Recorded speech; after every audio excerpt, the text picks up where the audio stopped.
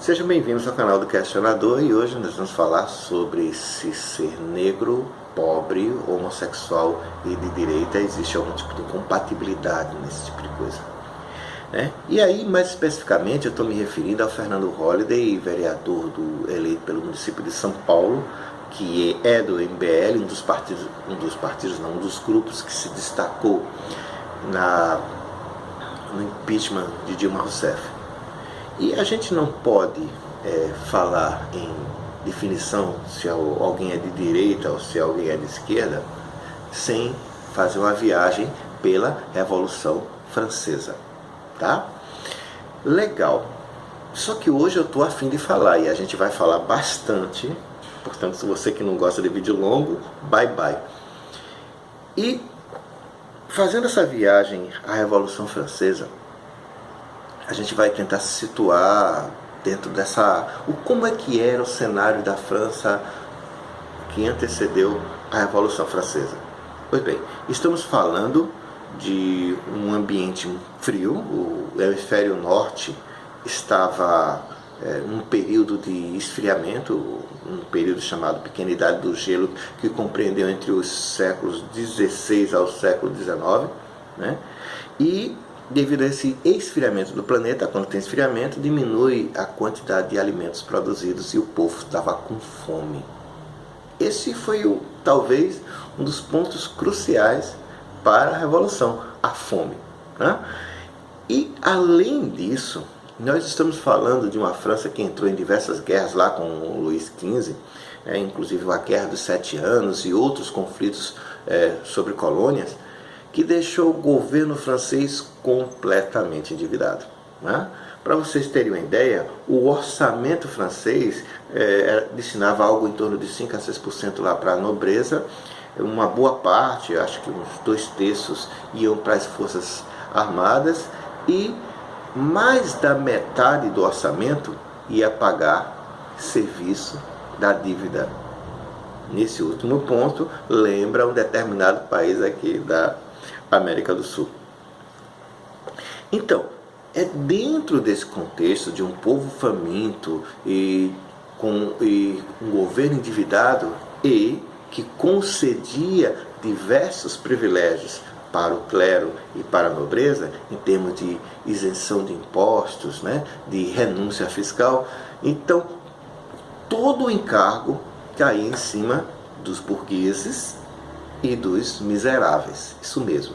Existia, gente, imposto de todo tipo. Para vocês terem uma ideia, existia imposto sobre a terra, imposto sobre o sal, mesmo que você não usasse sal, e imposto para manutenção de estradas, existia o dízimo que você tinha que pagar. Então, era muita tributação e quem tinha que pagar eram os miseráveis.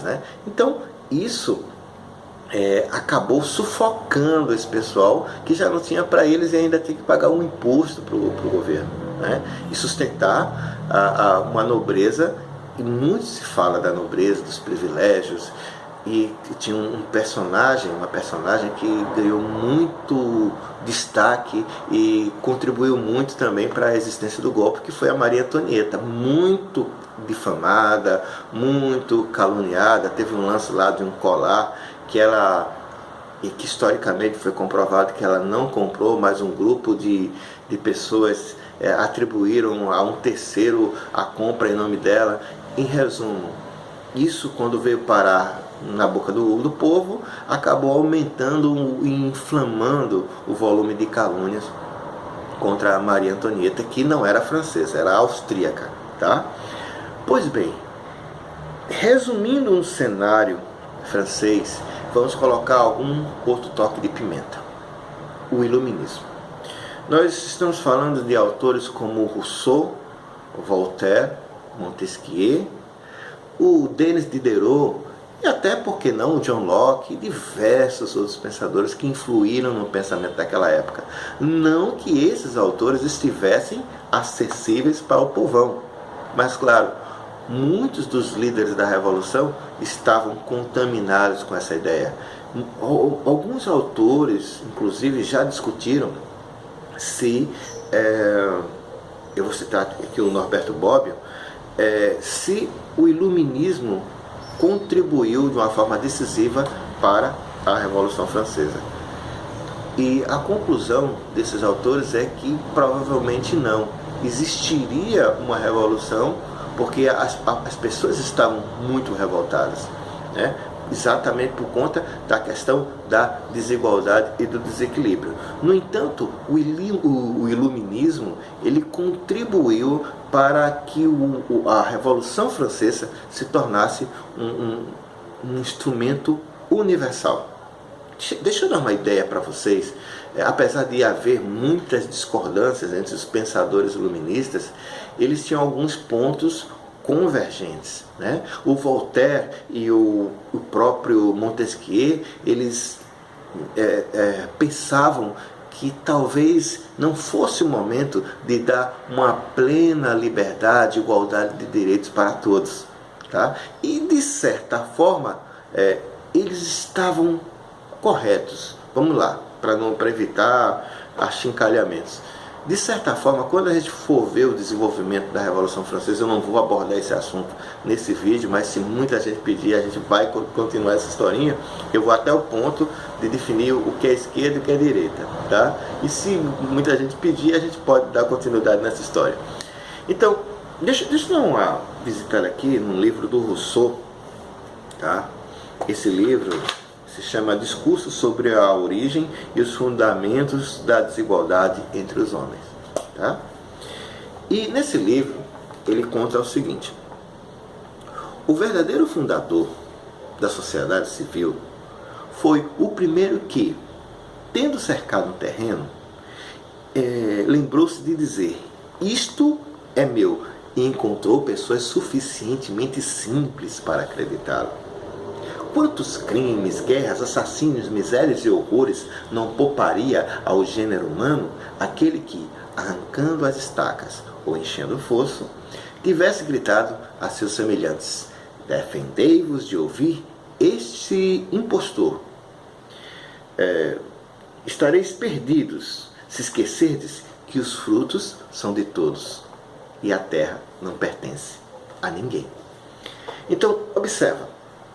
Foi o Rousseau que estabeleceu a ideia do contrato social, que foi muito incorporada por diversas pessoas. Existe uma discussão ampla a respeito da questão do contrato social, que muitas vezes é incompreendida por pessoas como Daniel Fraga, Kim Kataguiri, o próprio Fernando Holliday, porque, na verdade, essas pessoas sofrem aquele efeito Dunning-Kruger, onde essas pessoas acham que sabem muito mais do que elas efetivamente sabem.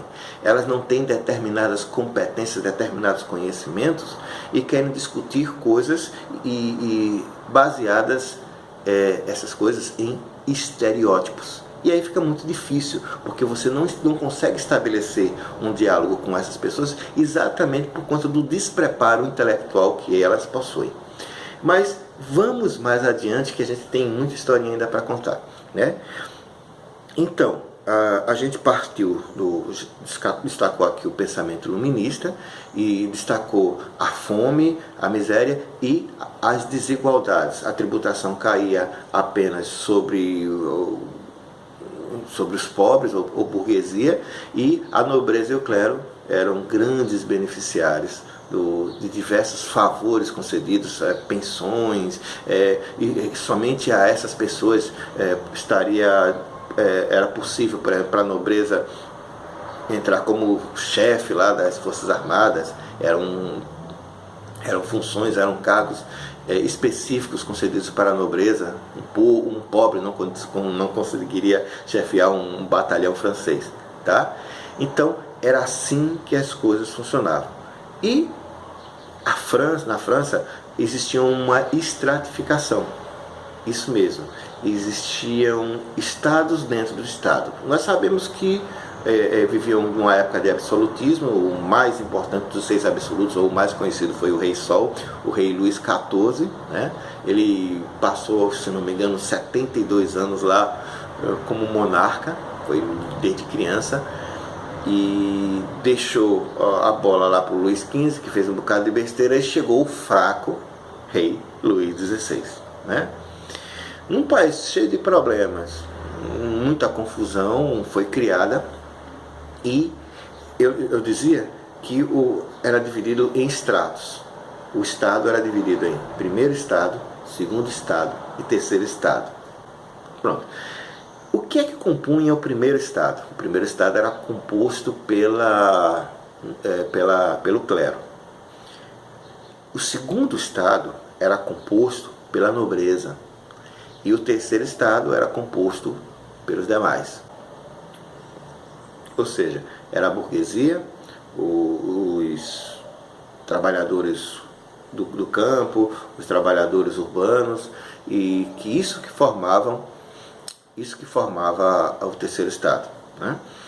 Então é esse terceiro Estado que vai se rebelar, e começam os protestos e confusão, e o governo impotente na condição de resolver a sua questão fiscal, né? Veja, ele tentou trocar diversos ministros, não deu certo, chamou notáveis, não deu certo.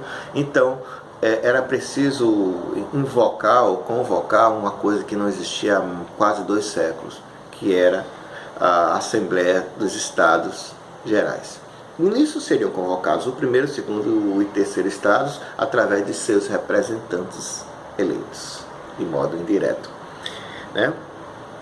Essa Assembleia dos Estados Gerais, ela tinha assim, a seguinte composição, né? Ela era composta de aproximadamente, eu não lembro aqui, eu tenho que fazer uma conta, mas ela tinha o seguinte: 291 deputados que eram do clero, 270 da nobreza e 610 do terceiro Estado. Então você vai dizer, opa, que legal, quer dizer que então o terceiro Estado tinha a maioria e consequentemente iria ganhar todas as votações. Observa que o rei convocou essa Assembleia dos Estados Gerais, mas essa Assembleia não poderia mexer nos poderes do rei. Iria apenas dar pitaco sobre a questão da economia, e tudo isso submetido, logicamente, aos conselheiros do rei.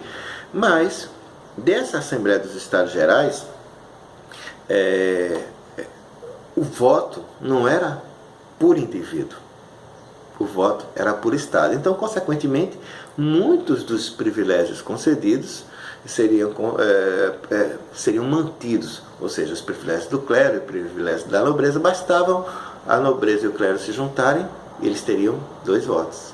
Pois é, o voto não é por Estado, então o clero tinha um voto, a nobreza tinha um voto e o terceiro Estado tinha outro voto. Então, consequentemente, o terceiro Estado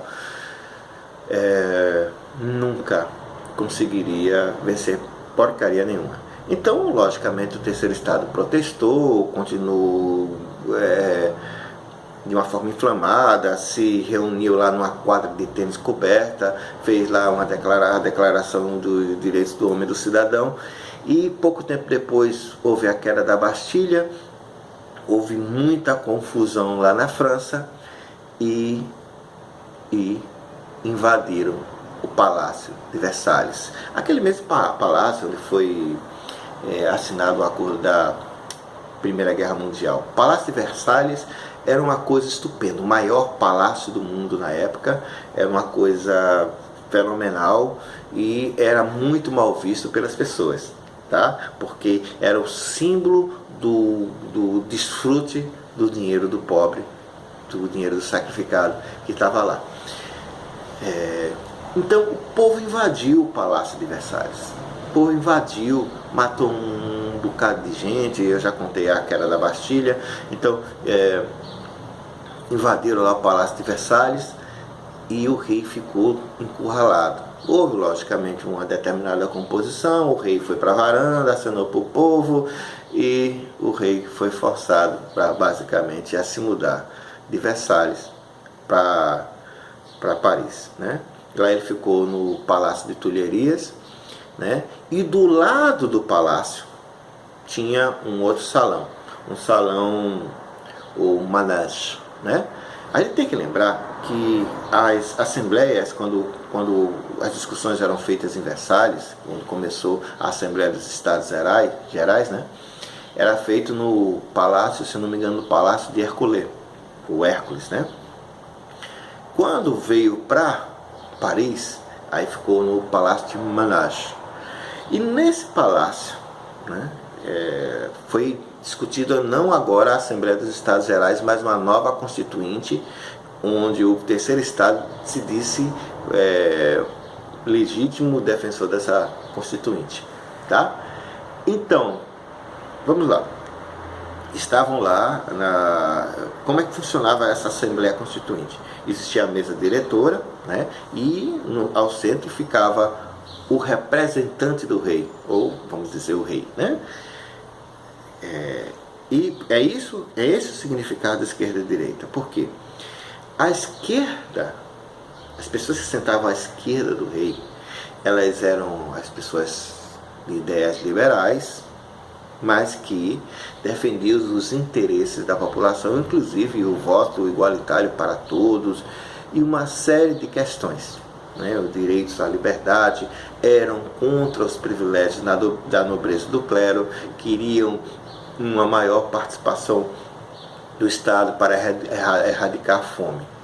Do lado direito do representante do rei, sentavam aquelas pessoas que queriam manter os privilégios da nobreza, queriam manter o status quo, tá? Queriam manter a situação do jeito que estava, logicamente trabalhando apenas uma reforma fiscal, mas nada que viesse a combater os privilégios então existentes. E ao centro estavam os constitucionalistas, ou seja, aquelas pessoas que queriam manter a monarquia, queriam manter o rei, mas queriam uma monarquia constitucionalista, ou seja, o rei não teria mais o poder absoluto e o parlamento teria uma voz forte nas decisões do governo. Eu esqueci de dizer que o pessoal da esquerda queria a cabeça do rei, né? Então, para encurtar essa história, né, e claro, a gente poderá vir a falar sobre isso no futuro se vocês pedirem, mas para encurtar a história da Revolução Francesa, basicamente ela vai se encerrar para atingir esses fins. Nessa discussão, o pessoal que sentava à esquerda era um pessoal que estava com preocupações com a grande coletividade, né? Com o grau de miserabilidade, com o grau de desigualdade da população. E os que sentavam à direita queriam manutenção de privilégios e o conservadorismo. E o centro, é só um reflexo, né? Uma reflexão, e no centro estavam aquelas pessoas que queriam manter determinadas condições, mas queriam que o rei perdesse poder, tá? Então, a Revolução Francesa acabou com o rei tendo a cabeça cortada. O Robespierre, que era um dos grandes líderes, talvez o mais importante das esquerdas, também foi guilhotinado. Outro líder, o Danton, também foi guilhotinado. Foi uma sangueira só. Os jacobinos assumiram o poder, depois os girondinos assumiram o poder, que era aquele pessoal que estava defendendo muitos dos privilégios que eram existentes. E veio Napoleão, e daí desse rebuliço todo surgiu ou se consagrou a ideia da liberdade, igualdade e fraternidade, que ficou no imaginário popular, apesar de isso ter sido alcançado de certa forma através de muito sangue, muitas mortes.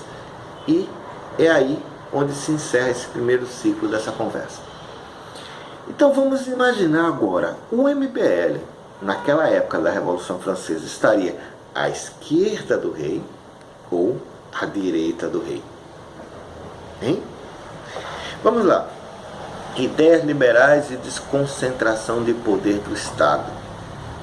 Então, como na teoria a prática é outra, o MBL em princípio estaria nesse aspecto, à esquerda do rei. Observa, O que é que o MBL defende? Um Estado menor, defende que ele atue menos nas pessoas e é contra uma série de privilégios, pelo menos em tese. Sobre a questão da homossexualidade do Fernando Holliday, a gente vai entender que a homossexualidade dele não seria aceita naquela época por nenhum dos dois lados, porque sempre um país de concentração de pensamento católico, um homossexual não seria nunca bem quisto. Isso aí veio ser mais aceito nas sociedades mais atuais. A questão de ser pobre, o Fernando Holliday é pobre, ou era, Então, a questão de ser pobre, com certeza ele estaria à esquerda do rei. O fato de ser negro, olha, o negro também naquela época não tinha muita vez, mas foi graças ao pessoal mais à esquerda do rei que o negro foi libertado, que o negro foi encarado como um ser humano. Isso veio inclusive da Inglaterra, tá? Então, eu acho que nesse aspecto, o tal do Fernando Dunning-Kruger Holliday ele desconhece, é que muitos dos direitos dos negros foram conquistados especialmente por conta de movimentos mais progressistas. Se fosse pelo conservadorismo da direita, ele ainda talvez continuasse, as pessoas de cor negra talvez ainda hoje continuassem sendo escravas. Pois bem, dentro dessa nova realidade, dentro dessa nova perspectiva do MBL, trazendo o pessoal lá para aquela época, a gente encontra determinadas incoerências conceituais. Mas vamos atualizar o termo. De antemão, eu quero avisar a todos vocês que não existe nenhuma unanimidade a respeito do que seja direita e do que seja esquerda, tá? Você, por exemplo, vai encontrar a esquerda marxista, mas a esquerda marxista não era a esquerda, a única esquerda, não é a única esquerda. Você tem que lembrar que o próprio Marx recriminou os antigos socialistas, que eram considerados por Marx como os socialistas utópicos, porque tinham uma outra concepção que não a luta de classes. Tá? Você vai encontrar diversos segmentos, você vai encontrar também esses diversos segmentos dentro da direita brasileira, porque você vai encontrar uma direita mais conservadora, onde o próprio a homossexualidade do Fernando Holliday não se enquadraria, uma direita conservadora que ainda discrimina, porque hoje em dia a direita utilizou uma nova estratégia para rotular ou para discriminar pessoas. Ela costuma chamar pessoas de comunistas, mesmo que você esteja partindo de ideais humanistas, mas a nova maneira de discriminação da direita é rotular pessoas de comunistas. Então, a gente vai encontrar essa direita conservadora e a gente também vai encontrar uma direita liberal. Qual é, na minha concepção, o grande problema da direita liberal? É porque você encontra um Donald Trump que diz: eu vou fechar os Estados Unidos. Você encontra um mundo se fechando em blocos, excluindo a Inglaterra e o Brexit, Mas você encontra um mundo que quer se fechar em blocos ou quer fechar suas economias. Aí vem quem? Um grupo de liberais que quer abrir as pernas para a galera. Não, vamos abrir nossa economia. Gente, a coisa só é interessante quando é boa para os dois lados, ou para todos os lados. Se eu abro a minha economia enquanto outros se fecham, quem vai tomar o prejuízo sou eu. Percebe? Então é muito importante que esse pessoal tenha um pouco mais de informação. É como eu digo, eles acham que sabem demais. O Kim Kataguiri abandonou seu curso porque achava que sabia mais que os professores, achava que sabia mais. Porque essas pessoas, elas rotulam muito e na prática conhecem pouco. Eu me lembro de um episódio com o Daniel Fraga, o Bruno Ventura não me deixa mentir, estávamos todos num hangout. Na realidade não era um hangout, era um bate-papo no Skype. Aí eu me preparava para fazer um vídeo atacando as ideias do Daniel, né? E o Daniel entra na conversa. Eu digo: ô Daniel, por tua causa eu tive que ler aquele livro da Ayn Rand, A Revolta de Atlas. Para surpresa geral das pessoas que estavam lá, o Daniel pegou e pensou e disse: é aquele livro grossão?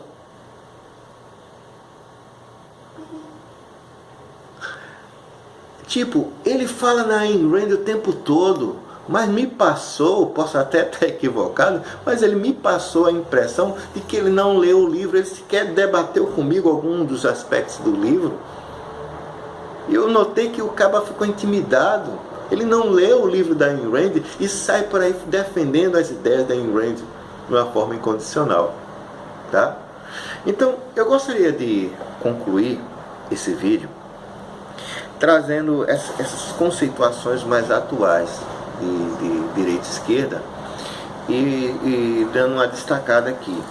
Esse abrir de pernas liberal, ele não é interessante enquanto os outros se fecham. Essa questão do conservadorismo, que aos poucos a gente já começa a ver vídeos aqui no YouTube, onde conservadores dizem que precisam romper com liberais. A gente já começa a observar que existem muitos problemas de relação entre esses grupos, né? E a gente observa, gente, que não existe uma única direita, como não existe uma única esquerda, como eu falei. A direita conservadora, a direita liberal, e dentro de cada um desses segmentos existem diversos outros segmentos. Você vai enxergar no PSDB, por exemplo, você vai enxergar o PSDB do Serra, você vai enxergar o PSDB do Alckmin, você vai enxergar o PSDB do Aécio. O PMDB nem se fala.